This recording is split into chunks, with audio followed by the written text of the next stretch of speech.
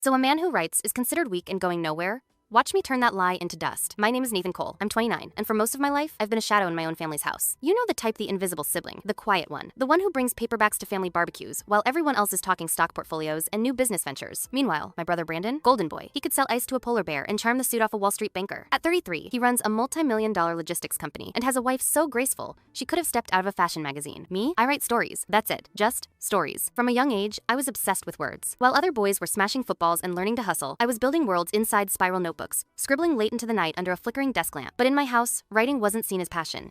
It was weakness. My mother used to say things like, "Real men don't hide in fairy tales," or my personal favorite, "No girl's gonna marry a guy who writes poems for a living." My father wasn't cruel, just distant. He measured worth by number sales, deals, bank accounts. Brandon made sense to him. I didn't, so I stopped explaining myself. I kept writing, but I stopped sharing. And when my first book was accepted by a small press at age 25, I published it under a pseudonym, L. Nash, a name no one in my life would recognize. Not because I was ashamed, but because I knew they'd never take it seriously anyway. That first book, it didn't go viral, but it found the right people. And by my third novel, Ashes Beneath Our Skin, my inbox was flooded with praise, offers, interviews, and awards. One night, I walked past a bookstore window and saw a kid clutching my book like it was a lifeline. It was the proudest moment of my life, and no one in my family knew a damn thing. They still thought I edited catalogs or something book-related, until Claire happened. It was a dinner party at Brandon and Sophie's house. One of those high-end, catered affairs with twinkling patio lights and imported wine.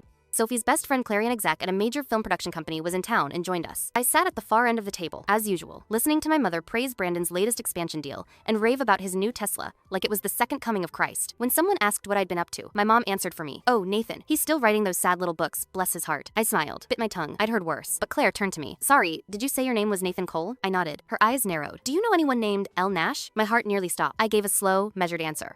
"Why do you ask?"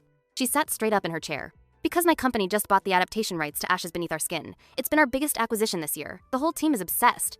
"Why, are you saying, that's you?" Dead silence. All forks froze midair. My brother's jaw unhinged slightly. My mom blinked like someone had cut the lights. I looked around the table, then back at Claire. "Yeah, I'm E.L. Nash." Claire gasped, practically glowing. "Oh my God, we've been trying to meet you for months. You're a literary ghost, and you're just here?" She pulled out her phone and showed my author profile on the New Yorker, the award photo from the National Fiction Prize. The room went from ice cold to scorching. Brandon looked at me like he'd never seen me before. My mom muttered something under her breath. My dad avoided eye contact. Nobody said anything meaningful. No congratulations, just silence. Because for the first time, they realized they'd overlooked a hurricane hiding in the body of a breeze.